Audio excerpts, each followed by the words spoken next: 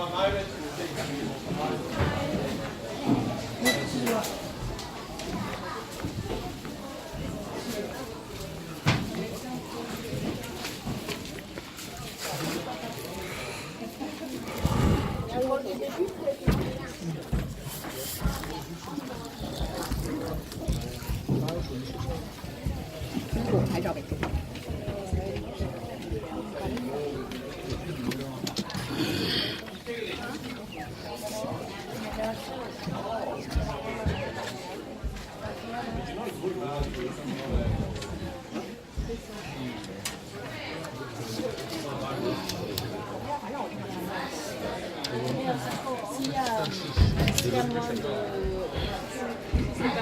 Half-hour run, so they're a bit shorter. You folks have got a bit more time to find some wildlife, so that's the good news, isn't it? So that's all fine. Let them sort of rush through. Now, this army duck ride, these old army ducks built during World War II, got the original suspension in them. They are well maintained. You can even see one being rebuilt there for the body. Most of the bodies are original, but of course we have to maintain them, get them in good working order. Now, these army ducks are a fair way off the ground, so as you can see, it's a long way down. Please don't stand up as Michael's driving along. As you can see, you've got no seatbelts there, folks. And also, please keep your arms inside. You can see you've got these pylons in the stations, folks. You don't want to be getting your arms in through there, any part of your body. And also, Michael will be sort of driving close to trees as we go around the path. Hello, ma'am. Hi. And also, basically, yeah, so as you're going along, they've got prickly plants as well. Do you let anyone sit next to you so we get an aisle seat? You can come across here if you want. Is that where, that's the side where more is happening? Oh, well, it's jungle out there, so there's more happening on all sides. I'm wondering if I could sit next to you. Oh, yeah, well, you can ask Michael when he comes up if you like. Okay. Is that the side where everything's happening? Would you like to sit at the front? Yes, yeah. Thank you.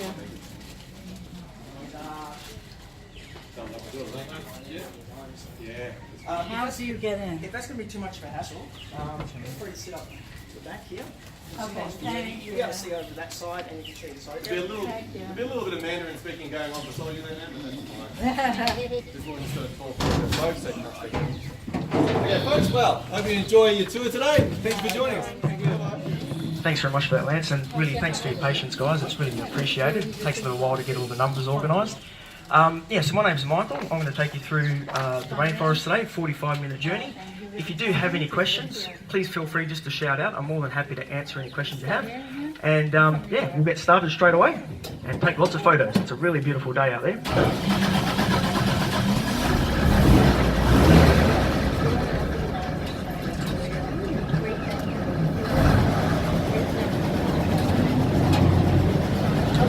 So welcome to the Rainforest Station property.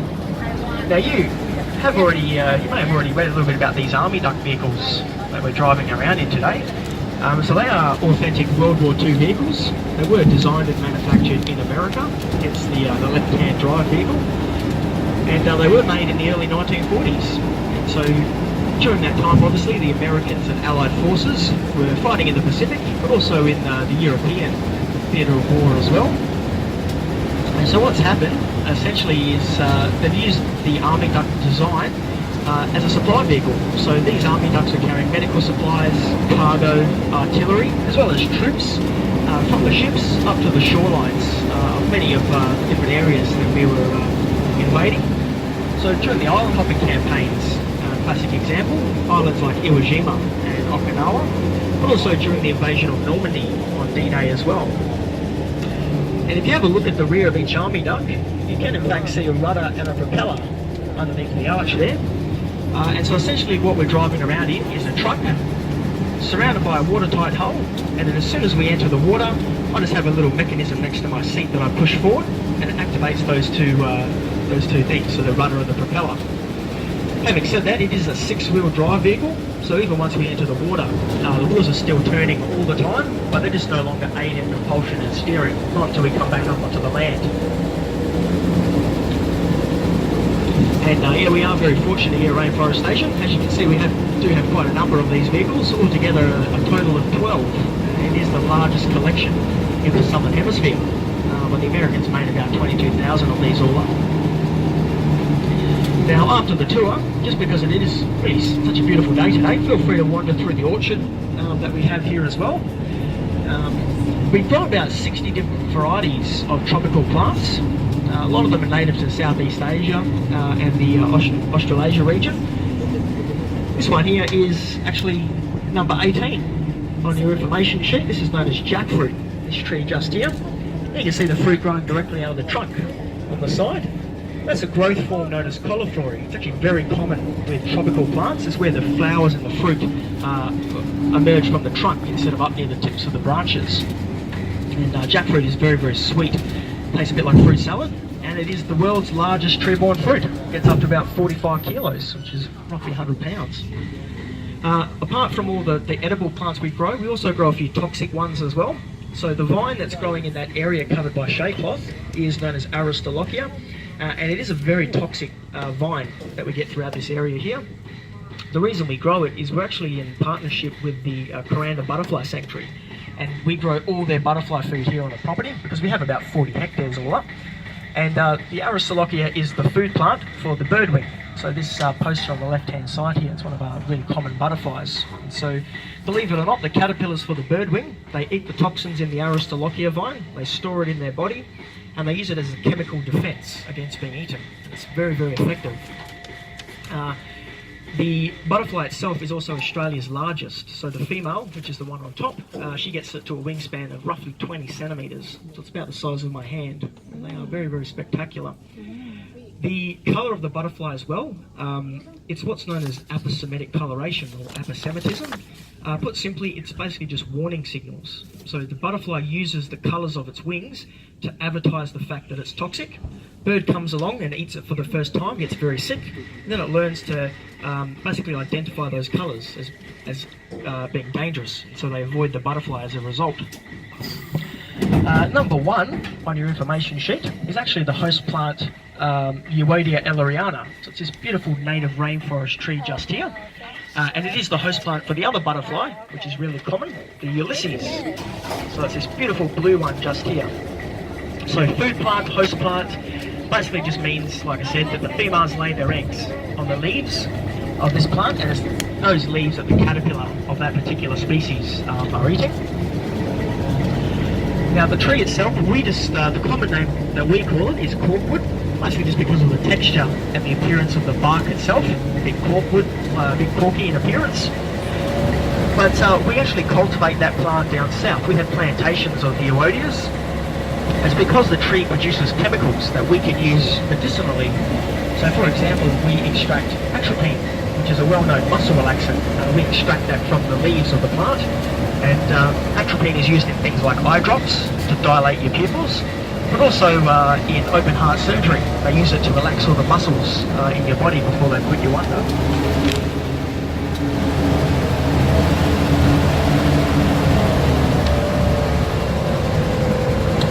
Now, like I said before, obviously the property here is 40 hectares, so roughly 100 acres, and so we grow a lot of modified food plants here.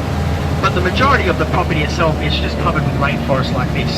So most of it is actually quite inaccessible. It's really overgrown with vines and climbing canes, and it's very, very thick and dense undergrowth.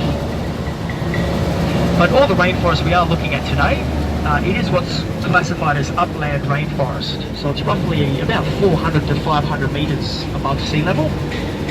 And if you're in the city of Cairns or you're one of the northern beaches, all you need to do is just turn your back to the ocean and you're looking at mountains. And essentially that's just where we are now. We're on top of the ridgeline of the mountain range. Number 2 on your sheet is this tree just here on the left-hand side of us. This is what's known as a black wattle. Now, a black wattle is a pioneer species. So you only see pioneers in areas of disturbance, and unfortunately, back in the day, rainforestation was logged, along with many of the other national parks in this area. That was before, obviously, the World Heritage listing in 1988. But the black wattle itself, this one here was hollowed out by termites. So I like to show people because the entire centre of the tree, as well as that large log on the ground, is just all done by the activity of termites. And being up here in the tropics, we get a lot of different species. And they are very important for all ecosystems. what they do is they digest dead plant material, like this one here, and they put all the energy and nutrients back into the soil. They allow those nutrients to be cycled through. It's also where the Aborigines get their didgeridoo. So you can hear the Pamagiri dance troupe just over the back there. The didgeridoo and all their musical instruments, like the clapping sticks, come from trees just like this. They rely on the termites to do their work for them, so they can cut down the hollowed out branches. Just here on the left, we do have a termite nest. It is very difficult to see. It's a small little rock. It looks like a bit like a rock covered with moss, blending in quite nicely on the rainforest floor. But that's their nest, and if you were to break it open, obviously a lot of termites would start swarming out. But even though termites, they look very similar to ants, and they also have a social structure that's very similar, they're actually more closely related to cockroaches than they are to ants.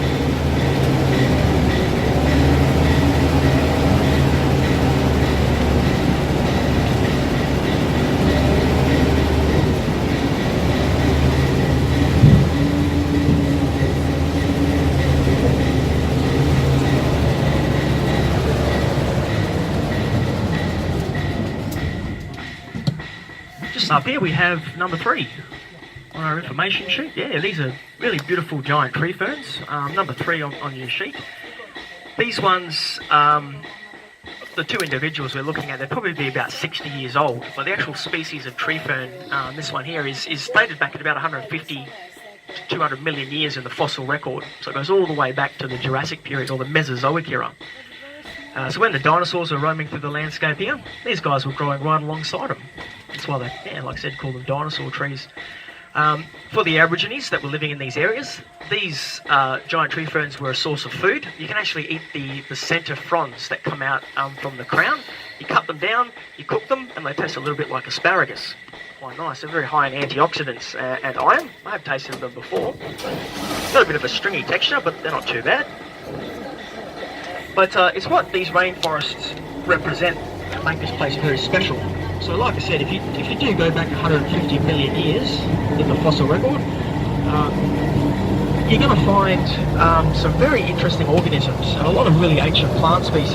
And many of these plants are obviously the descendants of the rainforest from Gondwana. So when Australia was part of the supercontinent in the southern hemisphere. And so what's happened is Australia was completely covered with rainforest until about 5-6 million years ago. So we've been drifting northwards ever since. We've been drying out very, very slowly, becoming a very desert country. And so these rainforests have receded and they've contracted as a result of the climate change. And so these last refuges house some really special plants that only call this place home. So it's what we refer to as being endemic. They only occur here and nowhere else on Earth.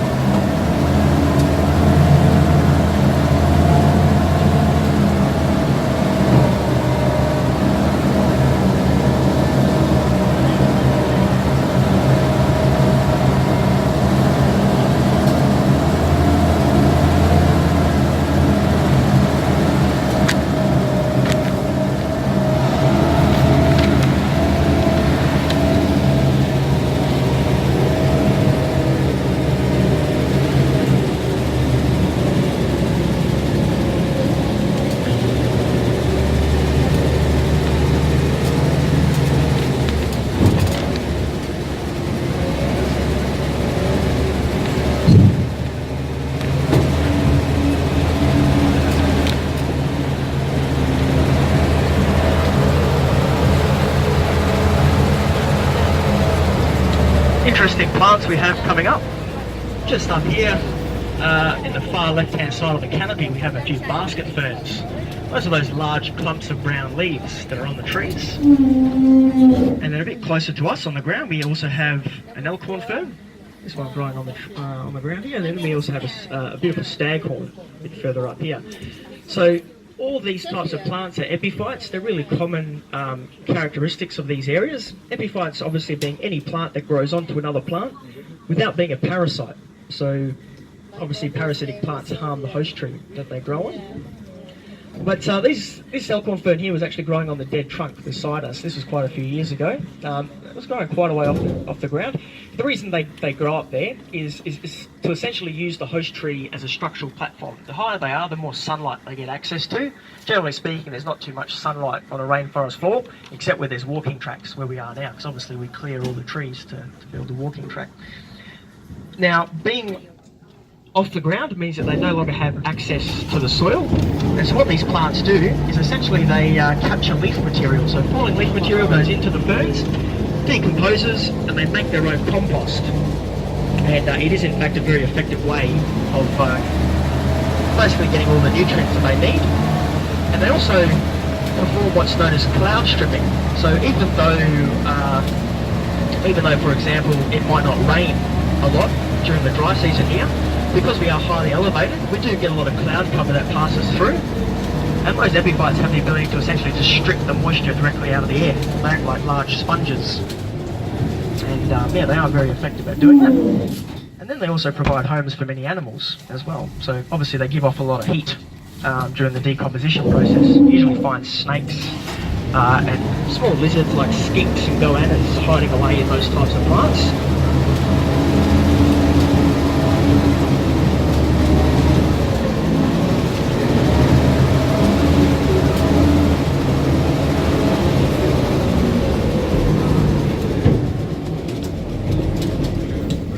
It is a little bit warm today. I just want to try and keep you guys in the shade so we don't get too hot.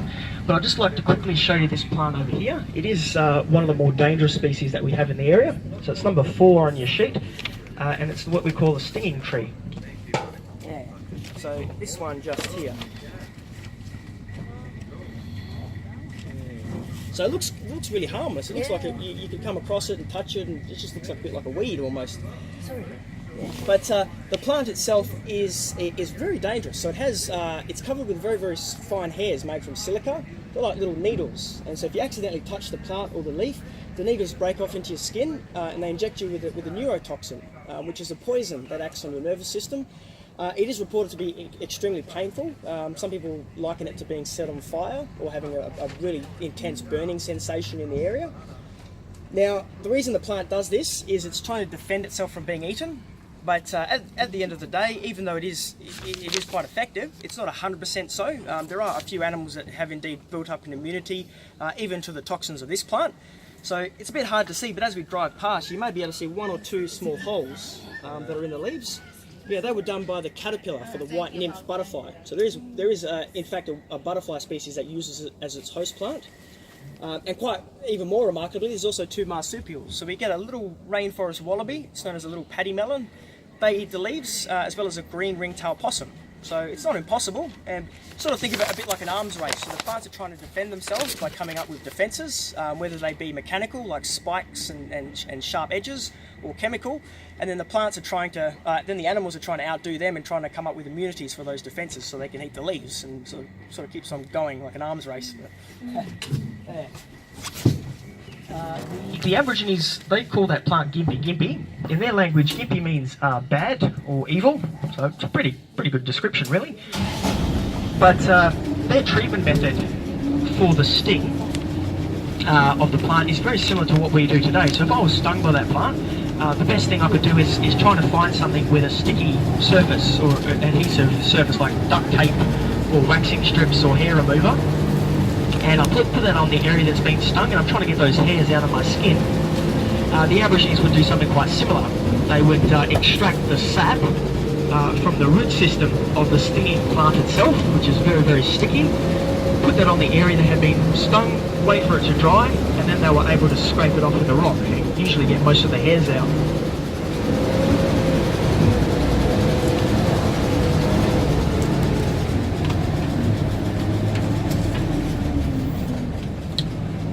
Alrighty, so this really beautiful palm here is number 11 on your sheet. This is known as a northern Queensland fan palm. It's endemic to northeast Queensland. You only find this from yeah, feel free to have a feel if you like. You only feel it from you only see it from the tip of Cape York down to the Paluma Range, which is not too far south from here. But it is a really beautiful palm species. And the Aborigines had quite a lot of uses for it. So they could use it as a food source. So in the centre of the palm, they have the growing heart. You can actually cut that out and eat it, a bit like a cabbage. And they also have the leaves that they could use for roofing material. And then they start fire using the brown fibrous material that grows directly off the trunk. It looks a bit like hessian, but it's an excellent tinder. So they would grab that, they would dry it out, and then 2 traditional fire sticks, roll them together, use that, and then get themselves a fire going. Which is, yeah, remarkable. I've seen the practice happen a few times, and they get a really good technique to it. It takes me ages to get a fire going that way. But we do have a fan palm on the corner here as well, and because they are extremely slow growing plants, we think this one here should roughly be about 200 years old to get to that height there.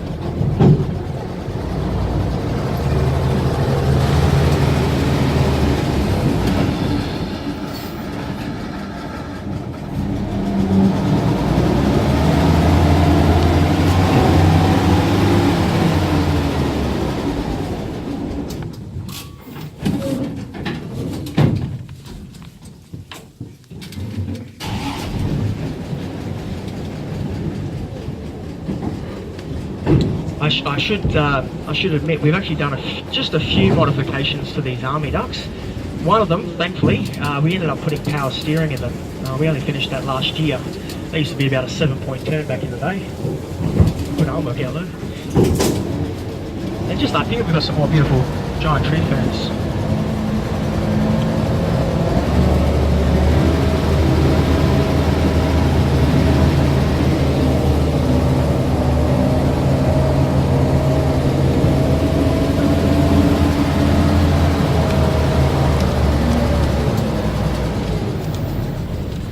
Alrighty, here we go guys. So we're up to the water section. Please hold on tight as we go in. It just gets a little bit bumpy, but I will try and make it a nice smooth transition. You may have already noticed, at the back of the vehicle, we do have 2 bins there labelled life jackets. So if we do start to sink, I'm sure the lovely people will pass them down. I've got my life jacket here just in case. But yeah, we should be okay. See how we go.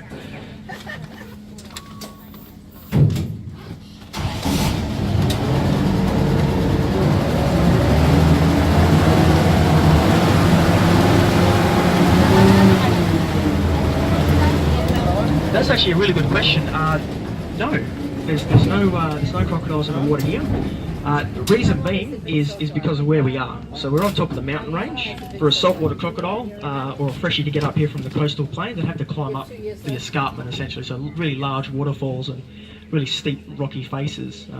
Having said that though, Barron River near Kuranda, there's a few freshwater crocodiles in there, but I'm almost 100% positive that someone's actually introduced them to that area. Yeah. Just over here we also have the opportunity to take a photo on the army duck. So that's what I like to call my camera tree. Just over there. Yeah, it's a very, very special species, that one of a kind. So yeah, what we'll do is we'll wave with the camera tree, count down from 3, see if we can get to take a photo. You guys ready? Yeah. 3, 2, 1, whiskey. Hey, thank you so much. And then just as we enter the water, if you have a look up just over here on the far right hand side, as high as you can, you'll see another basket fern. A beautiful feature on the top there. Yeah, it's that one covered with those brown structural leaves. It's another epiphyte.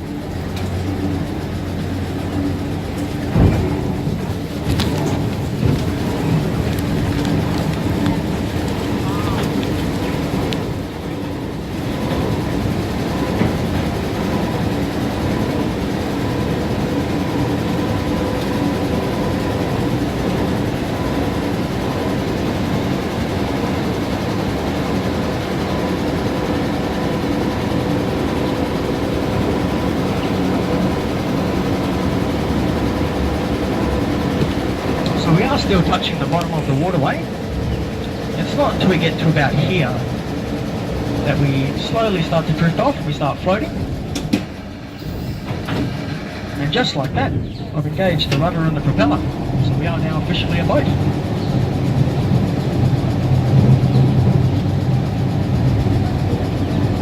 Ulysses Butterfly. just ahead of us there.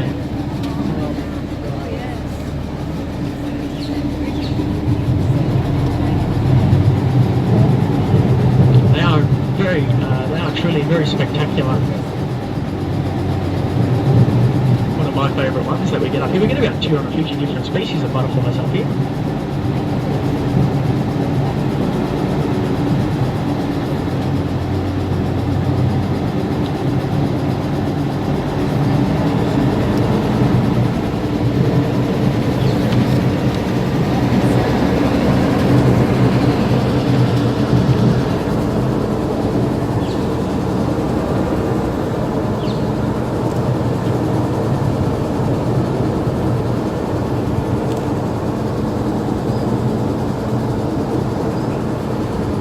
Now obviously, I mean, some of you may be from the area, or you may just be sort of passing over and having a bit of a visit. In terms of the climate that we experience, technically speaking, it can be said that we do have a wet season and a dry season. Usually for us, our wet season is considered to be about December through to March. Normally February is our wettest month. But like all things, it's really a little bit more subtle than that. So we are within the tropical sort of belt, I guess, around the Earth, but we're not that close to the equator, the equatorial zone, and so we do get the sort of like the subtleties of the 4-season cycle as well. So we get a sort of a spring, summer, autumn, winter.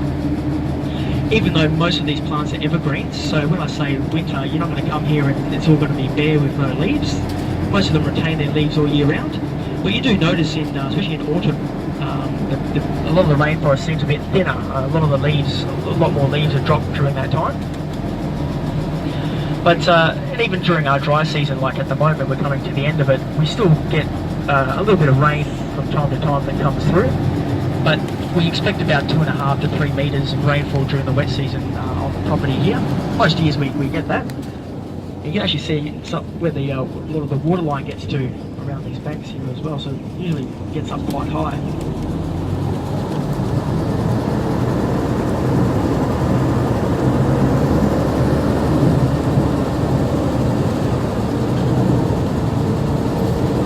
G'day guys.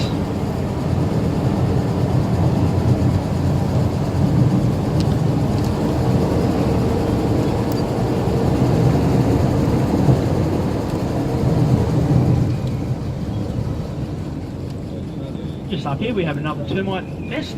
This one's up in the tree though. It's about halfway up this one here. There's an arboreal termite nest. And then this beautiful tree here, this is actually number 13 on your sheet. It's a paperbark or a melaleuca. So it's melaleuca is a genus of plant in the Myrtaceae family. So it also includes eucalyptus and corymbias and syzygiums, all those types of ones. You don't normally find too many eucalyptus plants in a tropical rainforest, that is, and so you won't find any koalas or anything through these areas. Same with wombats. You don't find wombats through here. We do have wombats in Queensland, but unfortunately the northern hairy-nosed wombat is confined to Epic Forest National Park. It's a little central national park in northern Queensland, and the northern hairy-nose is critically endangered. They believe there's only about 200 individuals left in existence. Another Ulysses, just over there. All right. But if you were to come here at night time with a spotlight, usually we see things like possums. We get quite a large variety of possums. We also get 4 endemic possums to this region. They only occur in the wet tropics areas. And we also, if you get out onto the Atherton tableland as well, you can see the Lumholtz tree kangaroo. It's a really spectacular animal. So a tree kangaroo is it is a macropod. It's part of the same family as your kangaroos, but it lives up in the trees. And we get 2 species. So you also get the Bennett's tree kangaroo up near the Daintree.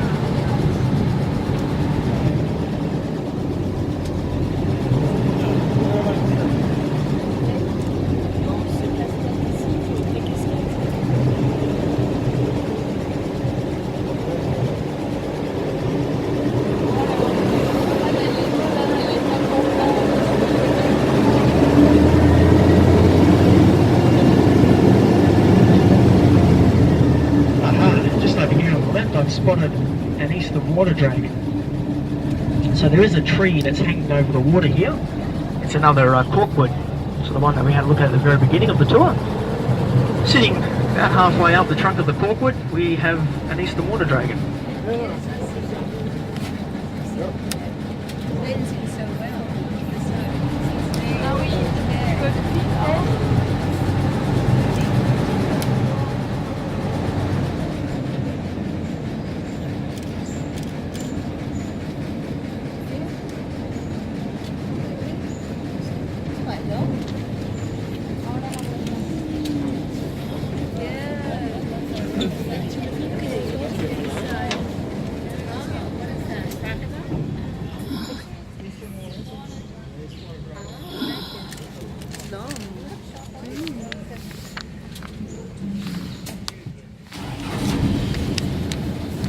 Yeah, sorry about the angle, guys. It's a bit hard to see them sometimes when they're like that.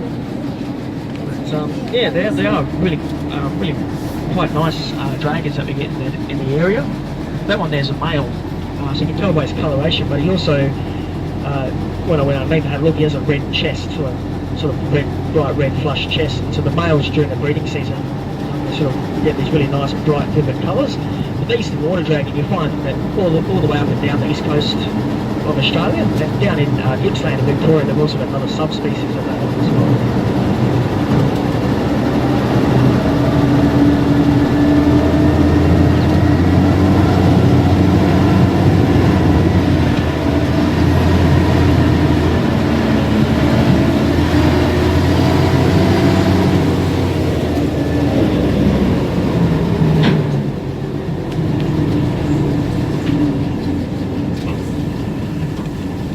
For those of you who are afraid of spiders, I'm very, very sorry, but I'll just quickly like to show you this one here.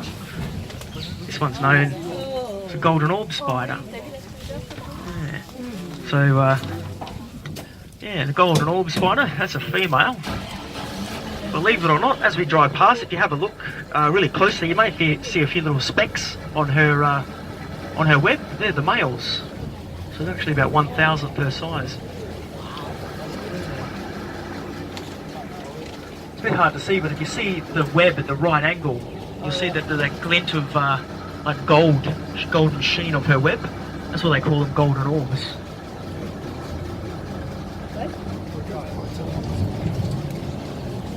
And you guys, there you go. No need to worry though. Well, they also call them bird-eating spiders because they have the ability to capture small birds and even little microbats as well.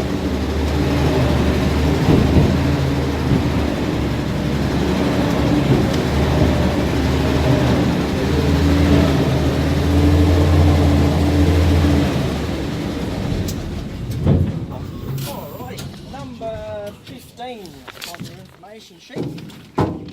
This one here is wait-a-while palm.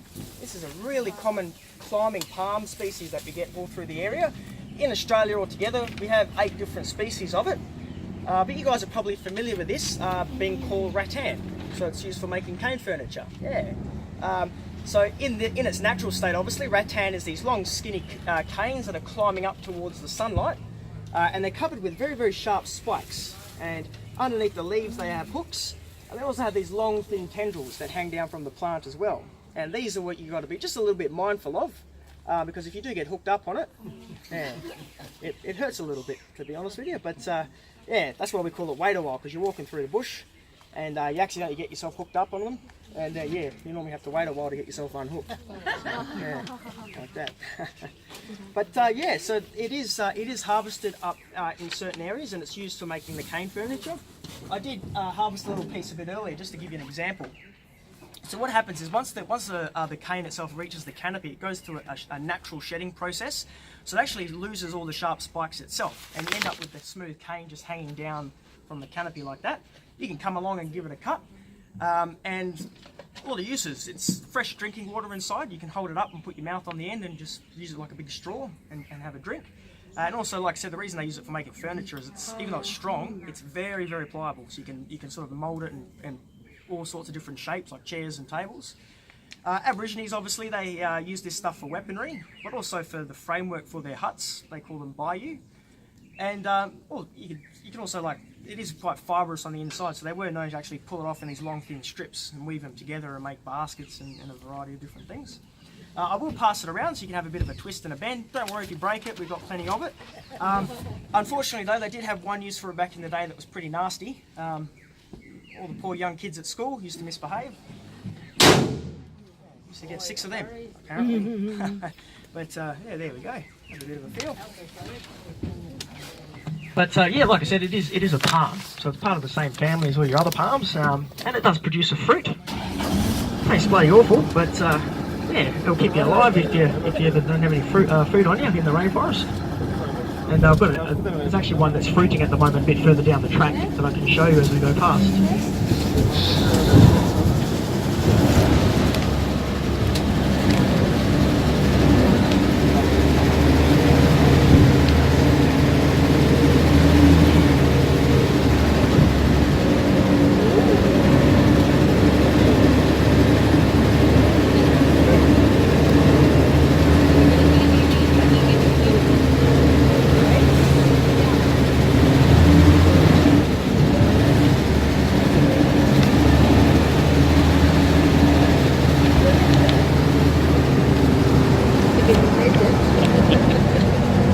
So, oh, we have a turtle. Yeah, we do too. Cool, thanks for that. Yeah, a little sawshell turtle just sitting on that log there.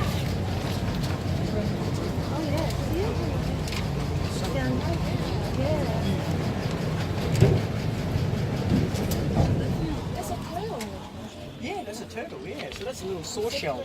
They won't get too much bigger than that. Fully grown will get up to about just under 30 centimetres of the carapace or the top part of the shell. Yeah, but we get a lot of saw shells through this section here. They're actually one.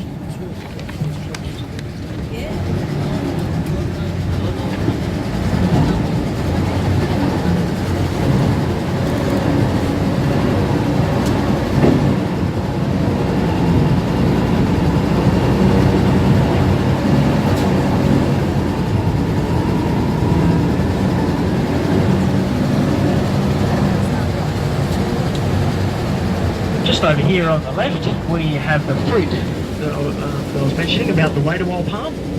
So they basically just hang down on these modified tendrils, and the fruit just grows directly off of them, like that. The fruits, they're actually what are known as drupes, so they're pitted fruits. They have a pit in the centre, and sort of think of like a cherry, or like an olive. They have that hard pip in there. But, yeah.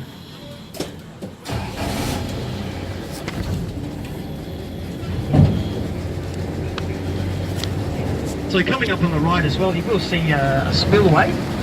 So the history of rainforestation property, like I said, back in the day it was logged quite extensively, but in 1890 through to 1920, so 1890 through to 1920, about 30 years, this area used to be a coffee plantation. And so what they did is actually sectioned off this area known as Streets Creek. Hey guys, how are we? And, oh, thank you very much. And, yeah, so this area of Streets Creek was sectioned off. You can see the continuation of it on the left here. But what they used this for was for an irrigation dam. So they used to pump all the water up to the top of the property and irrigate the coffee that way, especially during the dry season. But, and then I'm thinking about the 90s.